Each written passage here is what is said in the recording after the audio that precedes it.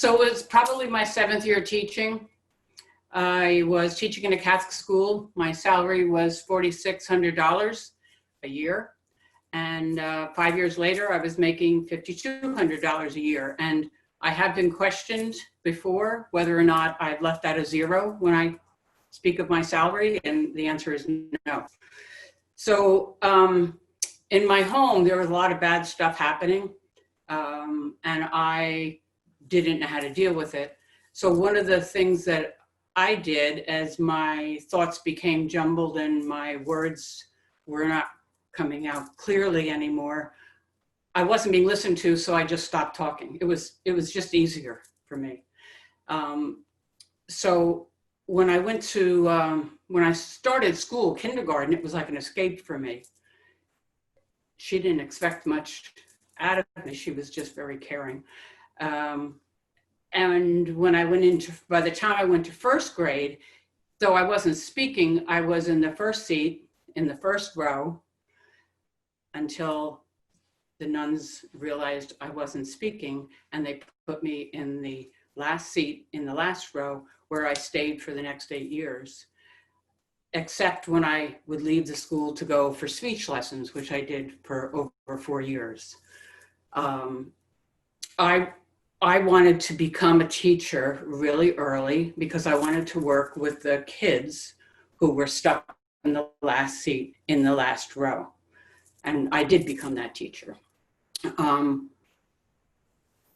of the kids that I met, one of the kids in my class, was like me.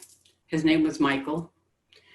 He didn't speak at all. Well, I didn't speak. He learned how to communicate by barking. He would bark when he was upset. He would bark something was funny. He would bark when he wanted me or anyone to pay attention to him. He did not speak.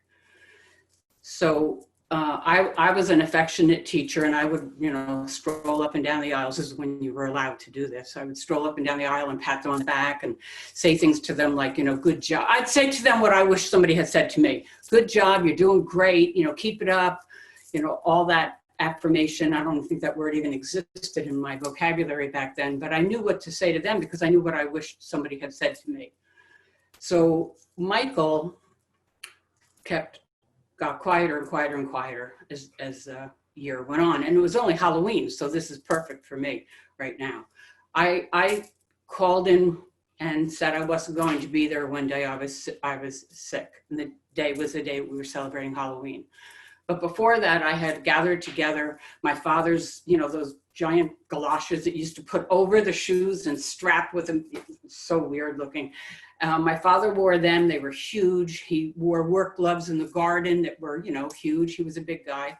And I got this hideous mask from Drapkins in Ridgewood, our stationery store. And it went all the way over your head. It covered everything. It was really ugly. And I put that on. I put the gloves on, the galoshes, and I borrowed a black cassock from the church sacristy.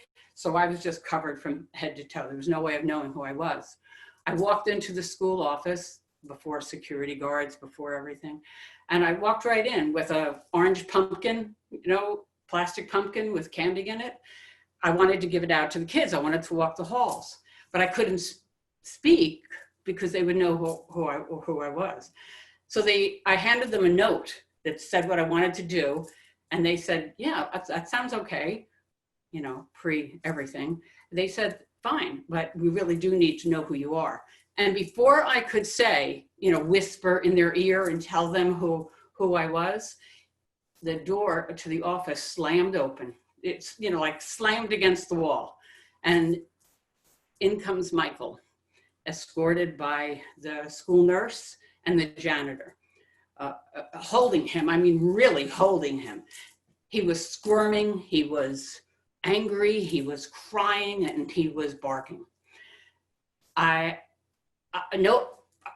saw him sitting there in those 3 chairs that they make you sit in outside the principal's office, and I sat down next to him in this horrendous costume. When I was teaching, I'd go down the halls and I would touch them and whatever. With Michael, I would do this. I would, you were allowed to then. And I would touch him, he would calm down. So I sat next to him in these 3 chairs. It still really touches me. And I just did this to him, and he yelled out, "I know who it is." He never spoke before. Nobody had ever heard his voice before. He yelled out, "I know who it is. It's Miss Cahill." So if Michael's listening to this, I just want you to know, I don't wear masks anymore, and I owe a lot of that to you. Happy Halloween, Michael.